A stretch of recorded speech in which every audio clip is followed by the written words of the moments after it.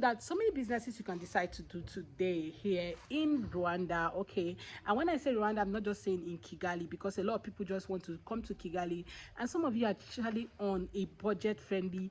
You're on a budget. Okay, you do not have a lot of money to explore some of these options. Try another district because they're quite cheaper, right? Kigali is an amazing place, but there are also places that also, in fact, everywhere here is amazing. The security is top notch. There is internet, Wi-Fi. There is good road, good weather.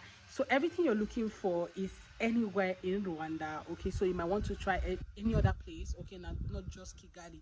So if you're like me, you love to explore other places when you come into a country, then you might want to consider, other districts. Okay, if you're already part of the channel for a very long time, I lived in Kenya, and I didn't live in Nairobi, guys. I went to another district. Okay, I decided to try out Mombasa, and I loved it there. Anything that takes me to Kenya had to take me to Mombasa, because that's like my favorite place to stay because of the beach life.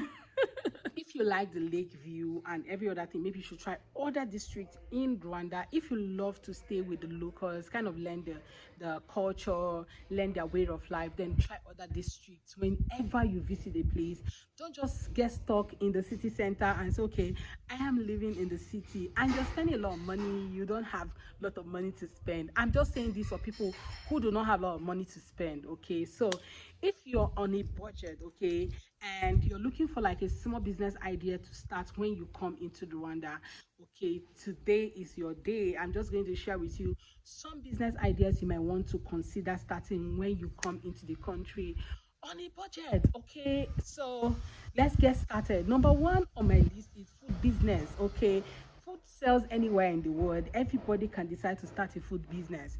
Okay, and trust me, you do not need a lot of money to start a food business. Okay, you can decide to go into a delivery business, like a food delivery business. Okay, where you have like the platforms. Okay, back home in Nigeria, we have Jumia Foods. Okay, we have Clovo. People sign up for these platforms and get their food to their desired customers.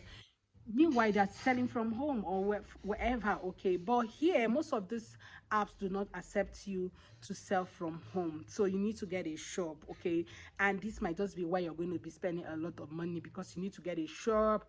You can decide to just have a kitchen and not like having like a proper restaurant. Okay, so you might just decide to just open a kitchen where your foods are made and these people come pick up when people ask for food. And one good thing about Rwanda that I've really noticed, that you don't go there and meet food. So you have to order for the food. So most times the food doesn't go to waste because it is always pre-ordered before it gets delivered. Okay, you might decide on your own, okay, to maybe start like a mini fast food restaurant, okay, where people can come in and get their food immediately. Like back, if you're watching from Nigeria, there's this thing we call tea centers where people come to drink tea, people come to eat fast food, like very much fast food, and they're always made by meshais. We call them meshais.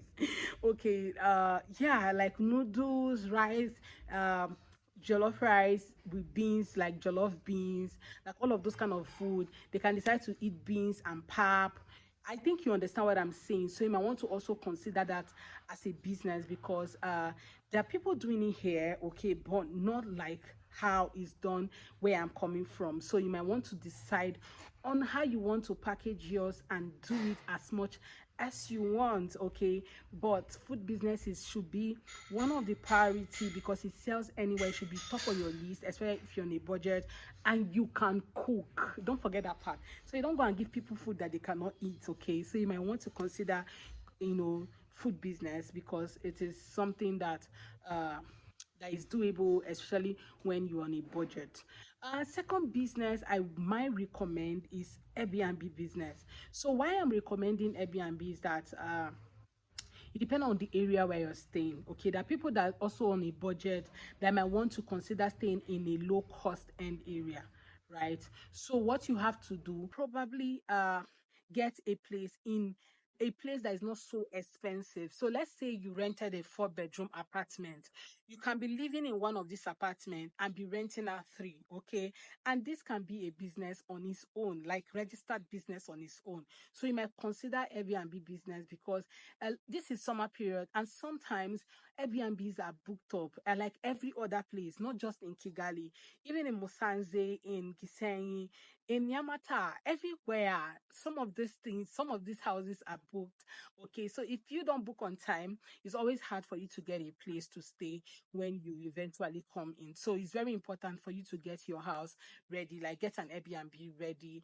Okay, you can book online. So during summer period, they're always very much booked. Okay, that's like the high season. So they're entering into the high season.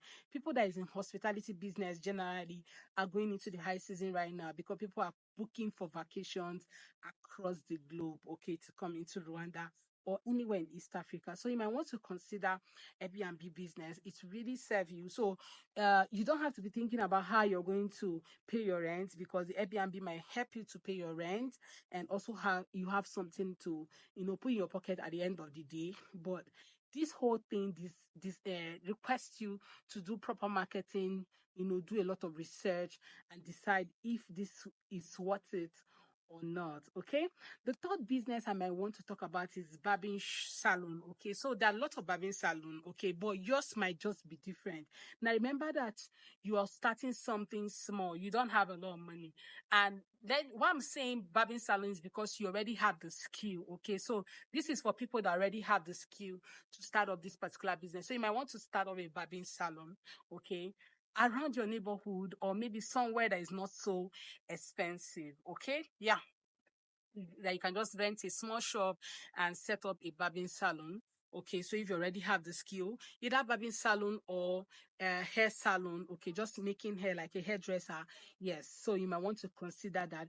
Another business you might want to also think about is like a nanny business. Okay, you might want to start up a firm, okay, that helps people to get nannies. Okay, but first of all, you have to be the one that will start it, right? You can be the nanny. So when your clientele increases, you can start employing other people into the business. Now remember, the only thing that this will cost you is probably an office space, because you need an office space for you to get your business registered.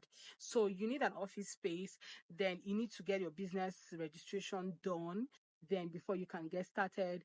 And trust me, there are a lot of experts who are looking for good nannies that also speak English, okay, or any other language like French or Spanish, that can help them to take care of their child depending on where they're coming from. So they always look for a nanny that speak English and their language, okay, to be able to understand a child when the child is talking. Someone who has passion for children, who has passion for a lot of things, especially when it has to do with kids. So you might want to consider that as a business, because it's not going to cost you a lot. You just need you to have passion for the business, and you will be on your way to making a lot of money if you start the business. Okay, yeah, so I hope this helps you. Okay, and I think I've answered some questions. Okay, for people who are on a budget and looking to migrate but thinking of a business to start with a small amount of money. So next time I'm going to be talking about skills. Okay, I already mentioned some few skills that you might want to monetize when you come in, but I'm going to mention some skills in my next video